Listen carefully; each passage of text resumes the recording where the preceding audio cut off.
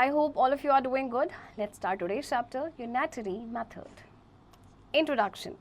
In practical situations of life, often we are given the value of a certain number of units of something and it is required to find the value of another number of units. In such cases, we first find the value of one unit and then multiply it by the number required. This method is called unitary method.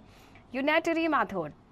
The method of finding first the value of one article from the value of given number of articles and then value of the required number of articles is called the unitary method. Value of one article is equals to value of given number of articles upon number of articles. While solving the problems based on unitary method, we come across two types of changes. One, direct changes. Two, inverse changes. Direct changes. Two quantities are so related that an increase or decrease in one causes a corresponding increase or decrease in the other. For example, number of articles in the price. More articles means more price, obviously, and less articles means less price. Similarly, speed and distance. More speed means more distance covered, less speed means less distance covered. Okay. For example, a man earns rupees 1200 in 20 days. How much will he earn in 30 days? Okay. So his earning is men's earnings in 20 days is how much? Rupees 1200.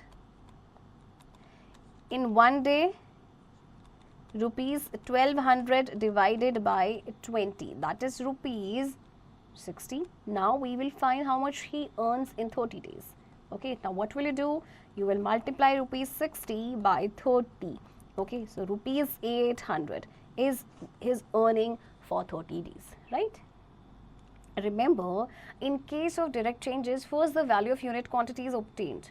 Unit quantity means quantity of 1 is obtained by dividing the total value of given quantity and then multiplying the value of required quantity is found. Okay. Now let's talk about the second change, which is inverse change. Two quantities are so related that an increase in one causes a decrease in the other and a decrease in one causes an increase in other. Example, speed and time. When the speed is more, less time is taken to cover the same distance, right? And B, number of men and time taken by them to complete a work. Clearly, when more men are working, they will take less time to complete the work. Okay, let's do the example 3. A boy cycles at a speed of 12 km per hour to reach a place in 3 hours. What should be his speed if he wants to reach the same place in 2 hours? Now, this is a case of inverse change. So, to cover the same distance when time is 3 hours, see, when time is 3 hours, speed is what? Speed is 12 km per hour, right? Means when time is 1 hour, speed is what? 12 into 3 km per hour. And when time is 2 hour, then 12 into 3 upon 2. 2, 6 are 12. That means 6, 3 is 18. 18 km per hour. That means if he wants to reach that same place in 2 hours, he should have this speed, that is 18 km per hour, right? And remember, in case of inverse changes, the value of unit quantity is obtained from the value of given quantity by multiplication and then value of required quantity is obtained by division, right? Let's do exercise 9.1. 14 watches cost rupees 28,000. What is the cost of 20 such watches? Okay, so what will you write? Cost of 14 watches is rupees 28,000. Cost of one watch would be, we will divide 28,000 by 14. So what will you get?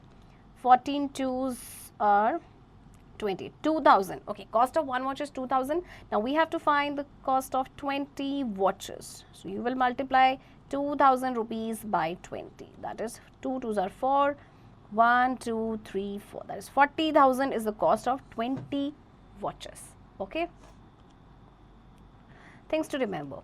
Number 1, more is the number of articles, more is the value.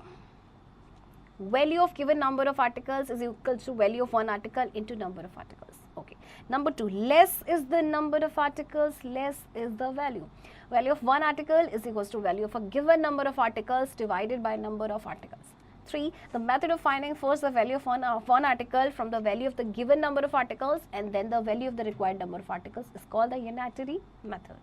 Students, I hope you have understood this chapter. Now you will do practice of the remaining questions.